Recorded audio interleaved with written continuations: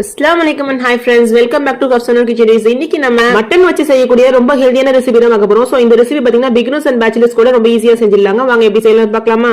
இன்னைக்கு நாம எடுத்திருக்க மட்டனோட அளவு பாத்தீங்கன்னா 3/4 கிலோ இருக்கும். சோ இதுக்கு நம்ம வந்து இஞ்சி பூண்டு பேஸ்ட் ஆட் பண்ணிக்கலாம்.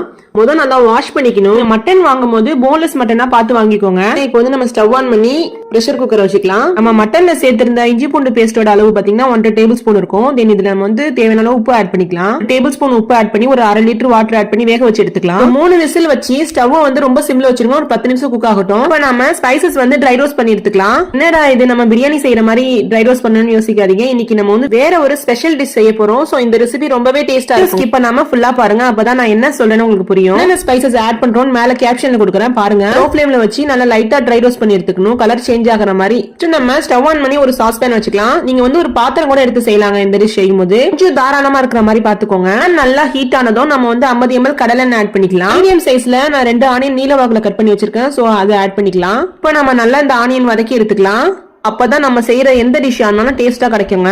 இப்ப நம்ம இதுலயே மல்லி புதினா ஆட் பண்ணிக்கலாம். சேர்த்திருக்க இந்த ஆனியன் பாத்தீங்கன்னா ரொம்ப கம்மியான அளவு ஆயிடணும் அண்ட் வந்து நல்லா வதங்கி வரணும். இன்னைக்கு நம்ம செஞ்சுட்டு இருக்க இந்த ரெசிபி பாத்தீங்கன்னா பிகினர்ஸோட ஸ்பெஷல் ரெசிபின்னு கூட சொல்லலாம். பிகினர்ஸா இருந்தாலும் சரி பேச்சுலர்ஸா இருந்தாலும் சரி ரொம்பவே ஈஸியா செஞ்சிடலாங்க.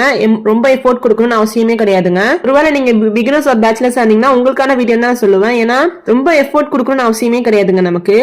அண்ட் ஈஸியாவே செஞ்சிடலாம். என்ன ஒரு டிராபேக்னா நீங்க செஞ்சு வச்சீங்க வச்சுக்கோங்களேன் உடனே காலி ஆயிடும். ஒருவேளை நீங்க பேச்சுலர்ஸா இருந்தீங்கன்னா உங்க ரூம்ல இருக்கிறவங்களே உங்களை ரொம்ப பாராட்டுவாங்க.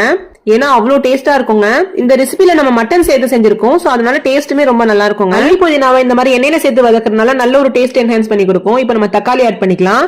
நம்ம சேர்த்திருந்த ஆனியன் வந்து நல்லா முழுமையா வதங்கி வரணும். சோ அதுக்கப்புறம் நம்ம தக்காளி ஆட் பண்ணிக்கலாம். மீடியம் சைஸ்ல ஒரு 3 தக்காளி ஆட் பண்ணிருக்கேன். எப்பவுமே நம்ம எந்த டிஷ் செஞ்சாலும் சரிங்க, நம்ம சேர்க்கிற இந்த வெங்காயம் தக்காளி இருக்கு பாருங்க, நல்லா முழுமையா வதங்கி வந்துதான் நம்ம எந்த கிரேவி செஞ்சாலும் சரிங்க ஒரு நல்ல ஒரு டேஸ்ட் என்ஹான்ஸ் பண்ணி கொடுக்கும். நம்ம ட்ரை ரோஸ்ட் பண்ணி வச்சிருந்த மசாலா இருக்கு பாருங்க. சோ இதை நல்லா பிளெண்ட் பண்ணி எடுத்து வந்துடலாம். 2 மினிட்க்கு அப்புறம் ஓபன் பண்ணி பாக்குறோம் பாருங்க, ஒரு அளவு வதங்கி வந்திருக்கு. இன்னுமே உங்களுக்கு வந்து நல்லா வதங்கி வரணும். அப்பதான் நல்ல ஒரு டேஸ்ட் கிடைக்குங்க. இந்த மாதிரி நல்லா வதக்கி எடுத்துக்கலாம். இன்னொன்னு என்னன்னா நம்ம வதக்குற வெங்காயம் தக்காளி நல்லா வதங்கி வரும்போது பாத்தீங்கன்னா உங்களுக்கு அந்த எண்ணெய் நம்ம சேர்த்திருந்த ஆயில் இருக்கு பாருங்க, அது தனியா பிரிஞ்சு வரணும். அப்பதான் இன்னொரு நல்ல டேஸ்ட் கிடைக்குங்க. இப்ப நம்ம இஞ்சி பூண்டு பேஸ்ட் ஆட் பண்ணிக்கலாம். நான் வந்து 1 டேபிள் ஸ்பூன் ஆட் பண்ணிக்கிறேன். நம்ம வந்து மட்டன் வேக வைக்கும் போதே 1.5 டேபிள் ஸ்பூன் ஆட் பண்ணிக்கிட்டோம். சோ நம்ம கம்மியா ஆட் பண்ணிக்கலாம். இதெல்லாம் ரொம்ப காரமா போயிடுங்க. நம்ம சேர்த்திருக்க அளவுகள் வந்து பாத்துக்கோங்க. ஏன்னா ரொம்ப காரமா போயிடுச்சுன்னா டேஸ்ட்டுமே வேற மாதிரி ஆயிடுங்க. எல்லாமே கரெக்டான ரேஷியோல பண்ணாதான் உங்களுக்கு வந்து நல்ல டேஸ்ட் கிடைக்கும்.